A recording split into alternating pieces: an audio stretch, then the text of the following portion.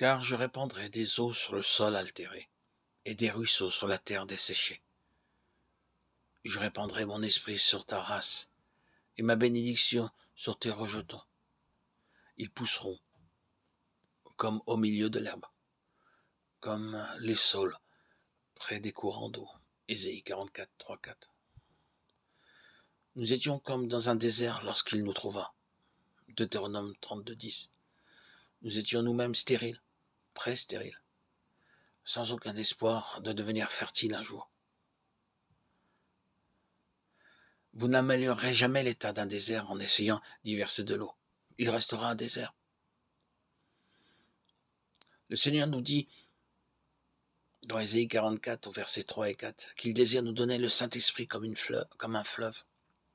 Le désir de Dieu est de rendre nos vies abondamment fécondes. En recevant le don du Saint-Esprit par la simple foi, notre vie stérile peut devenir très fertile, même si nous avons été pendant des années extrêmement stériles. Nous avons vu des voleurs et des meurtriers devenir de puissants hommes de Dieu après être nés de nouveau. Auparavant, leur vie avait été pleine de malédictions partout où ils passaient. Ils n'apportaient que malheur, honte et péché. Mais par l'amour, le ministère et la prière, beaucoup de vies ont été transformées à cause de la promesse suivante, celui qui croit en moi. Des fleuves d'eau vive couleront de son sein. Jean 7, 38. Par la simple foi, des fleuves d'eau vive peuvent couler de nous vers les autres et à travers nos vies transformées. Beaucoup seront bénis et leur vie changée. Nous rencontrons partout des gens qui ont vécu autrefois une vie honteuse et qui sont devenus à présent de puissants hommes de Dieu. Leur vie de prière, leur ministère et leur témoignage nous montrent qu'ils sont remplis du Saint-Esprit. C'est là l'expérience que beaucoup ont faite. Voilà la façon du Seigneur de répandre son Saint-Esprit encore aujourd'hui dans beaucoup de parties du monde. Il peut faire de grandes choses au moyen d'un simple homme. 1 Corinthiens 1, 26, 29. Dieu emploie même des hommes insensés et méprisés pour accomplir de grandes choses.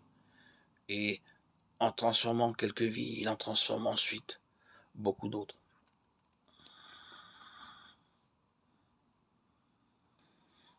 Dans le nord de l'Inde, il y avait un pauvre homme illettré qui vivait dans un petit village. Il entendit un jour l'évangile et naquit de nouveau.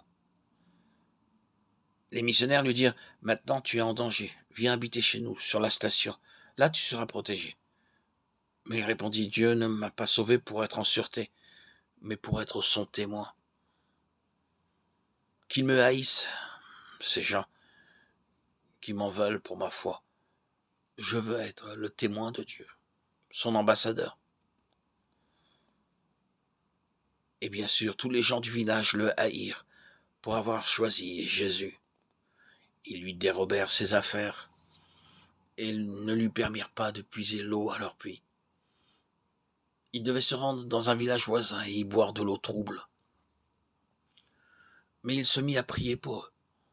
Alors, ils vinrent le trouver les uns après les autres et lui demandèrent de prier pour eux à cause de leurs difficultés.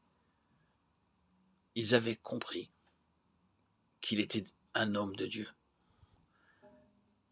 Et ils lui demandèrent pardon et le prièrent de retourner au village.